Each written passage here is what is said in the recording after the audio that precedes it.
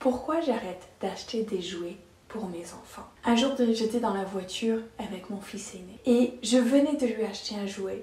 Et tout de suite derrière, il me demandait encore un autre jouet. Et dès que je lui dis non, d'un coup, il est parti dans une colère, un boudage, une insatisfaction. Et je me suis dit, mais c'est pas possible qu'un petit garçon, il me dise je veux, et dès qu'il a ce qu'il me disait qu'il voulait, il veut encore autre chose. Il profite même pas de ce qu'il a déjà, de ce qu'il vient tout juste d'avoir.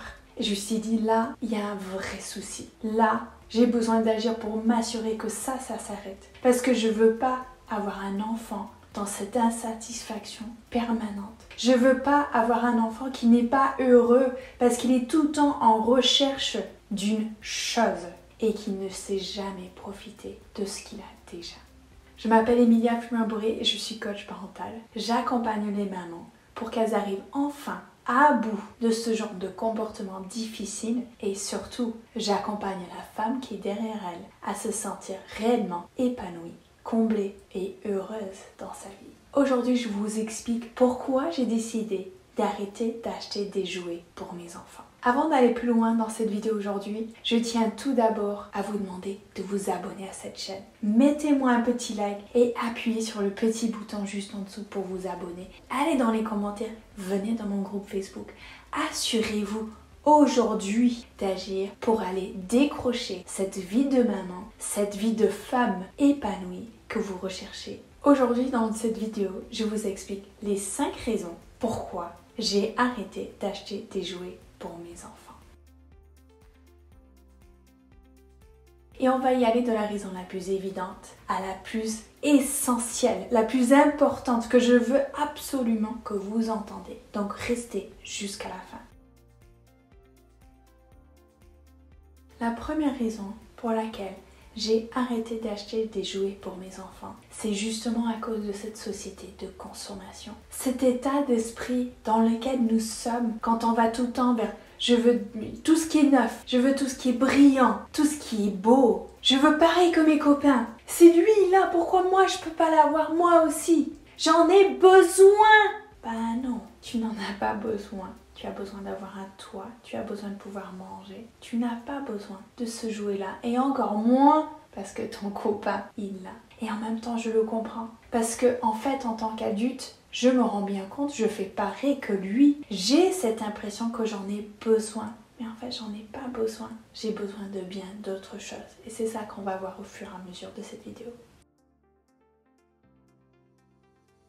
La deuxième raison, c'est que ça coûte cher. Ça coûte cher pour quelque chose que mon enfant ne reconnaît même pas comme ayant de la vraie valeur pour lui. Et je me suis dit, mais combien je dépense dans tous ces jouets-là?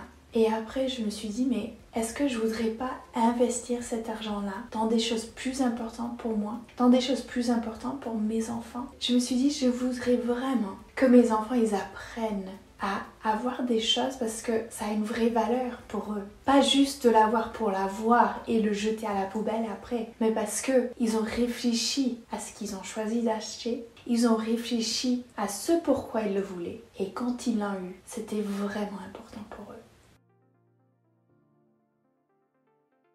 La troisième raison, c'est parce que je voulais absolument que mes enfants apprennent à se nourrir par tout ce qui leur entoure, à se servir de leur imaginaire. Je voulais pas, comme je voyais là dans les yeux de mon fils aîné, je veux pas qu'ils achètent des choses, qu'ils aient des choses juste pour remplir leur vide intérieur émotionnel, parce qu'ils ont peur ou ils ont mal. Je veux pas que des choses remplissent ça. Je voulais qu'ils sachent gérer ça. Et surtout, je voulais qu'ils comprennent que c'est beaucoup plus intéressant d'aller grimper un arbre qu'à jouer à la déesse. C'est beaucoup plus intéressant d'aller faire du vélo ensemble que de juste avoir des choses qui remplissent leur placard.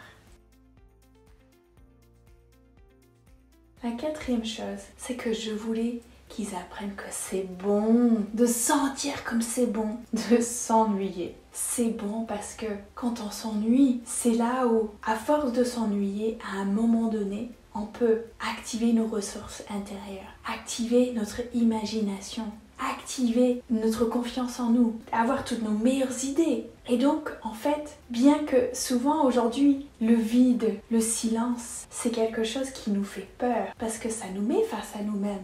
Même en tant qu'adulte comme en tant qu'enfant, ça nous met face à nos émotions dans le silence. Je reviens à l'intérieur de moi, je sens ce qui se passe en moi et souvent ça nous fait peur. Mais quand on dépasse cet instant-là, c'est là où il y a de l'or qui nous arrive dans nos mains, de l'or de nos ressources intérieures, de toutes nos belles idées. Et c'est là où on devient vraiment puissant. C'est là où je me sens fort. C'est là où j'ai confiance en moi. C'est là où je touche à mes ressources intérieures. Et ça, c'est essentiel pour nos enfants, comme pour nous.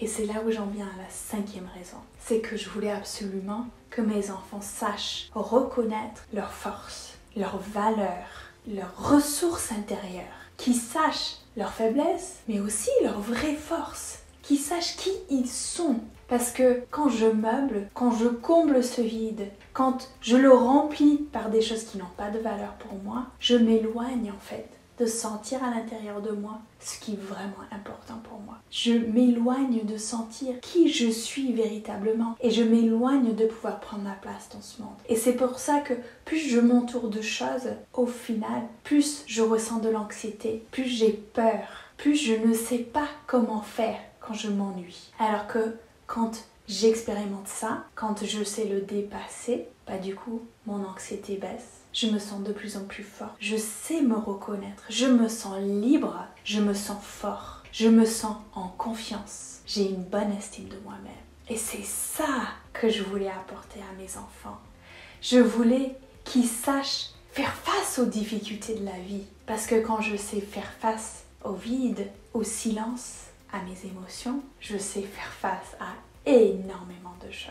Et je voulais qu'ils apprennent ça dès leur plus jeune enfance. Si vous aussi voulez vous assurer de donner ça à vos enfants, réfléchissez peut-être à vos propres moyens de consommation, à vos propres achats pour vous-même et comment vous inculquez ça ou pas à vos enfants. Et si vous souhaitez aller encore plus loin dans votre parentalité, n'hésitez pas à regarder cette vidéo que j'ai faite pour vous aujourd'hui. Parce que moi, il n'y a rien de plus cher que de m'assurer que vous ayez de quoi avancer pas à pas vers la vie de maman que vous souhaitez avoir aujourd'hui.